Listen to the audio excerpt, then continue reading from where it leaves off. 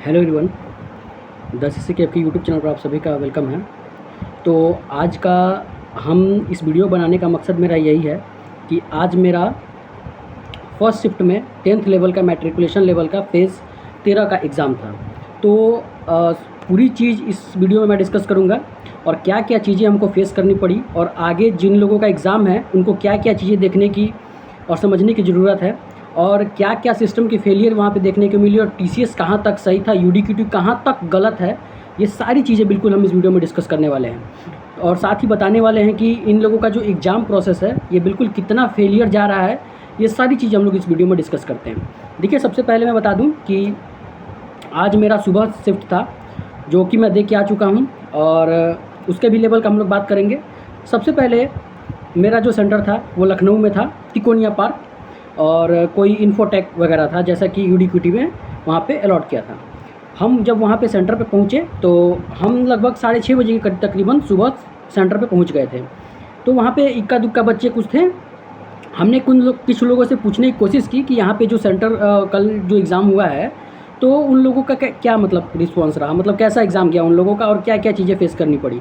तो एक स्टूडेंट मेरे साथ बैठे थे, उन्होंने बताया कि हमारा कल एग्ज़ाम था ग्रेजुएशन लेवल का और 12th लेवल का। तो उसमें जो है इन्होंने क्या किया था कि बिल्कुल कि जो माउस है वो चल ही नहीं रहा था।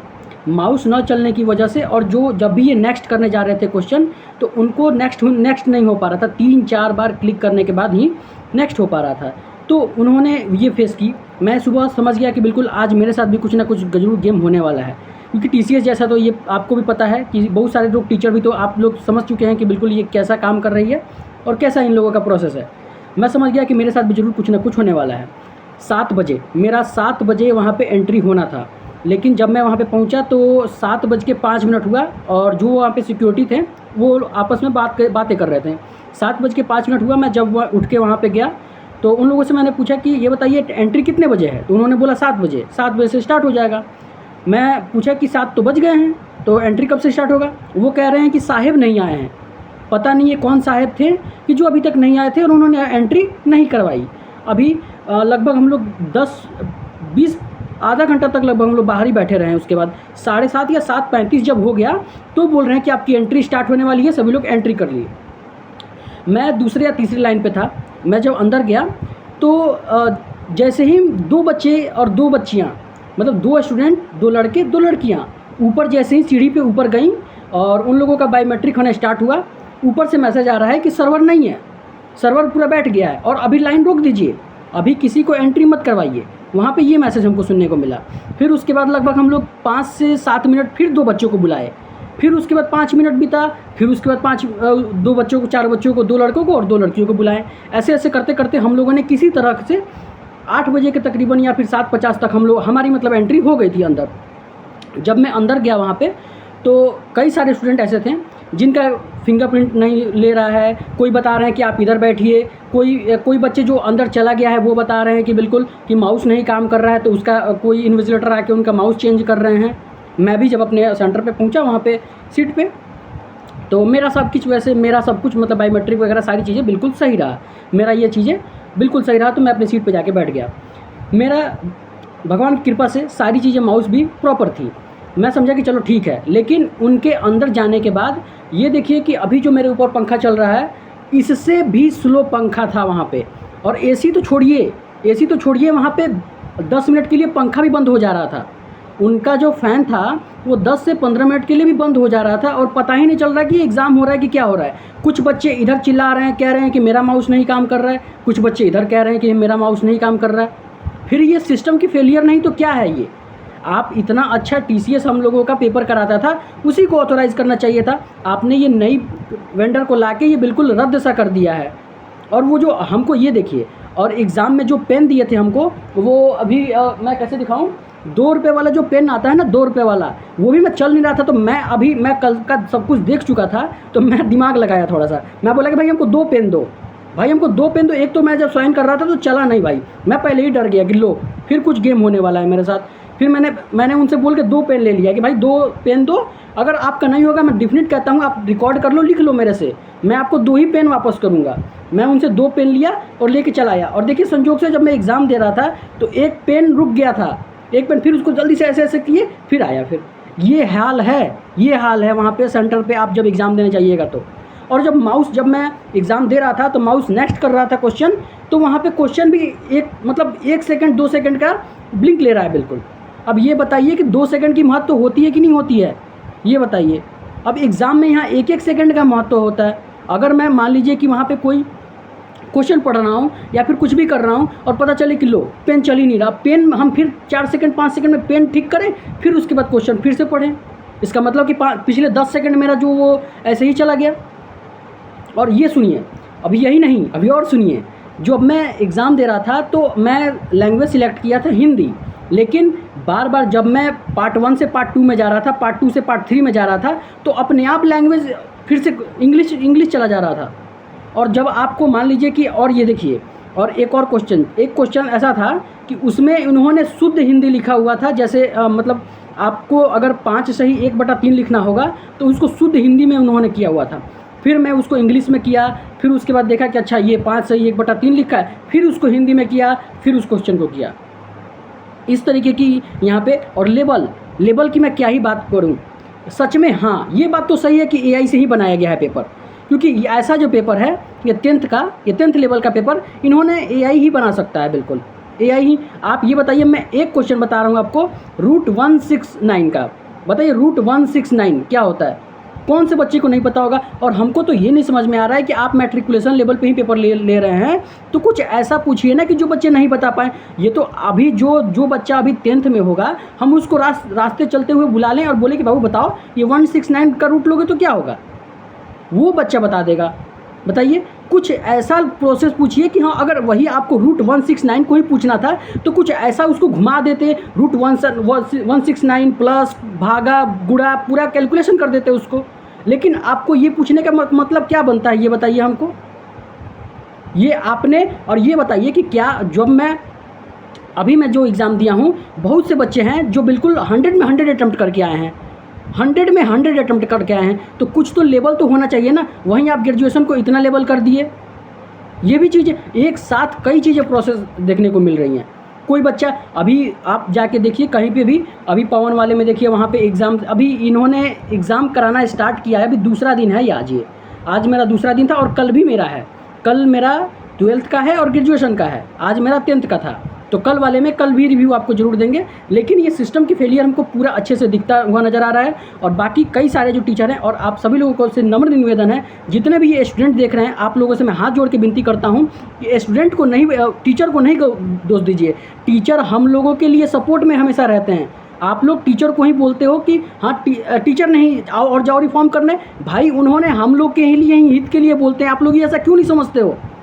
आप सभी लोगों से पहले स्टूडेंट ये बताओ कि आप लोग क्यों नहीं समझते हो कि टीचर हम ही लोगों के लिए गए थे वहाँ पे टीचर्स में 1-2 चीज़ बुराई गिनाने के लिए गए थे, ना कि वो बोलने गए थे। ये बताओ, कोई भी स्टूडेंट अगर कमेंट बॉक्स में अभी बताओ अभी कि क्या ये बताओ कि अगर वहाँ पे जो टीचर गए थे वो उन्होंने बोला था कभी कि हाँ UT-QT को लाओ?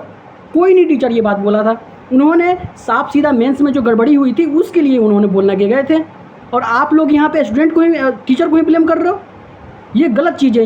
ये जो भी स्टूडेंट कर रहे हैं ना, प्लीज़ ऐसा मत करिए, प्लीज़ ऐसा मत करिए। टीचर हम लोगों के साथ है। और देखिए जितने भी सारे अभी जेन्युइन टीचर हैं, मेरे अभिनय सर काफ़ी अच्छा उन्होंने भी सपोर्ट किया, वहाँ पे आदित्य रंजन सर काफ़ी अच्छा सपोर्ट कर रहे हैं। और देखिए टीचर के साथ रहिए।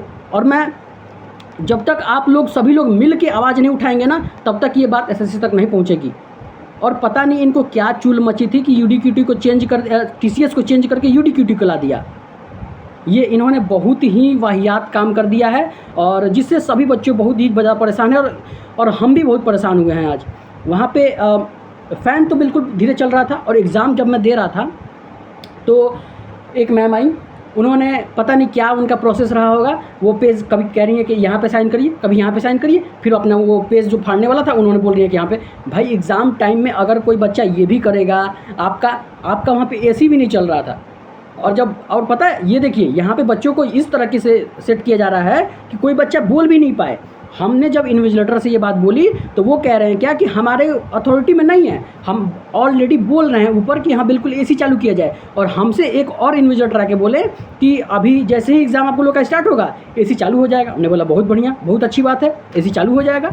लेकिन एसी भी नहीं चालू हुआ। और जब मैं एग्ज़ाम दे लिया तो मैंने पूछा भी कि ये बताइए एसी क्यों नहीं चालू हुआ? कह रहे हैं ही ऐसा ही है, ऊपर से कोई आदेश नहीं है एसी चलाने का। बताइए भाई, तो आप 100 रुपये किस लिए ले रहे हो? और ये तो हम तो यहाँ तक कहते हैं कि क्यों ही आप 100 रुपये क्यों ले रहे हो, ये बताओ पहले आप अगर नहीं होता तो बच्चे से 200 लो, 300 लो।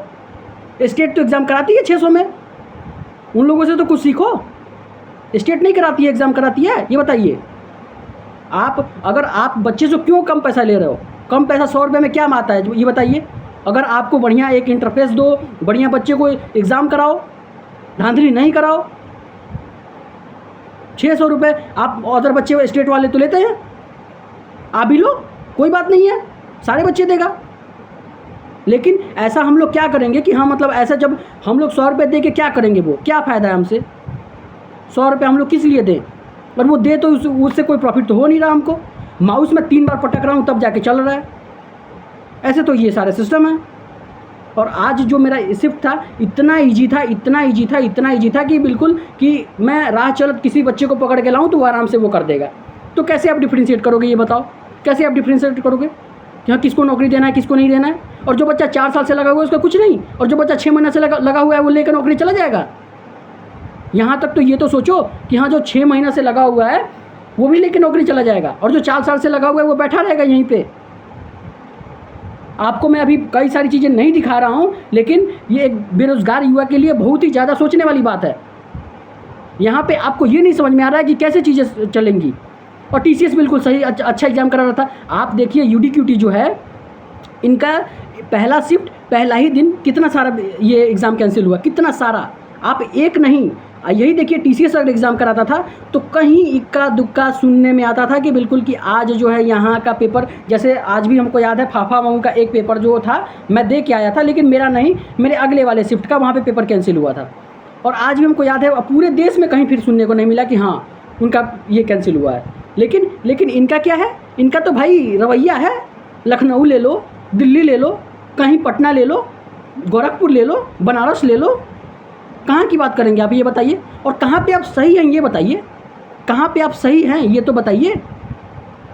ये भी तो बताना बनता है ना कि आप कहाँ पे सही हैं। ये चीज़ें मत करिए प्लीज़। और इसको जितने भी सर लोग हैं जो भी ये कैंपेन चला रहे हैं, बिल्कुल हम लोग उनके साथ हैं, और जो भी वो लोग बोलेंगे हम लोग वो करने के लिए तैयार हैं। और टीसीएस को बिल्कुल वापस लाया जाए, यही हमारी एसएससी से रिगार्डिंग है। बिल्कुल कि ये ऐसा उन्होंने, और पता नहीं ये क्या, इसको क्या देख के लाए हैं, हमको तो ये नहीं समझ में आ रहा है। पहले इतनी बड़ी जो स्टाफ सिलेक्शन कमीशन है, इनको तो ये सोचना चाहिए कि बिल्कुल पहले देख ले कि हाँ ये लायक है कि नहीं। हम किसी का शादी करवा रहे हैं और पता तो चले कि हाँ भाई वो लायक है कि नहीं, उस लड़की के लायक है कि नहीं लड़का वो, या फिर वो लड़का लड़की के लायक है कि नहीं। कैसे ही शादी करा देंगे बिल्कुल किसी का भी, ये बताइए। आप ये तो पता करिए कि हाँ बिल्कुल कोई भी। अच्छा ये बताइए कि आप लोग क्या किस लिए एग्ज़ाम लेते हैं, ये बताइए। पहले ये बताइए कि हम लोग का जो एग्ज़ाम है ये किस लिए लेते हैं। और एग्ज़ाम तो है भी नहीं ये तो मुर्गा लड़ाना है, ये तो मुर्गा लड़ाना हो गया। अब तो यहाँ भाई चलो मुर्गा लड़ाना देखते हैं, चलो 2 लोग लड़ो आपस में, लड़ो जो जीतेगा उसको हम नौकरी देंगे। ये हो गया हाल। ये बिल्कुल बंद होना चाहिए, और बिल्कुल ये बेकार और वाहियात चीज़ें हैं।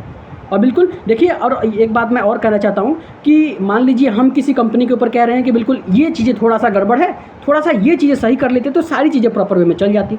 और क्या ऐसा मान लीजिए कि किसी चीज़ के ऊपर, मान लीजिए कोई भी चीज़, कोई भी कंपनी है, उसका एक चीज़ मान लीजिए कि कोई साबुन ही बना रहा है, एक ख़राब हो गया उसमें से, या फिर कुछ भी अगर एक ग्लिच आ गया उसमें, तो हम लोग क्या बोलेंगे उसको कि हाँ मतलब वो बेकार हो गया, पूरा कंपनी को बंद करो। ऐसा तो नहीं होता है, ऐसा तो नहीं होता है कहीं पे भी कि पूरा कंपनी को हटा दो भाई, चलो भाई अब दूसरा लाते हैं। और वो लेके आओ उसको लेके आओ जो ऑलरेडी उससे भी बेकार हो। वाह भाई वाह। यहाँ पे CGL करवाना है आपको, CHSL करवाना है, MTS कराना है, GD कराना है, CPU को तो आपने मार ही दिया, CPU को तो 24 वाले को तो आपने मार ही दिया वहाँ पे कि हाँ बिल्कुल उनका रिजल्ट तो पता नहीं क्या, हाँ कौन सा पताल में चला गया है कि उनको समझ में नहीं आ रहा कि रिजल्ट उनका कब आएगा। तो ये चीज़ें बहुत ही ज़्यादा वाहियात हमको लगी, और बहुत ही बेकार चीज़ें ये हमको देखने को मिली।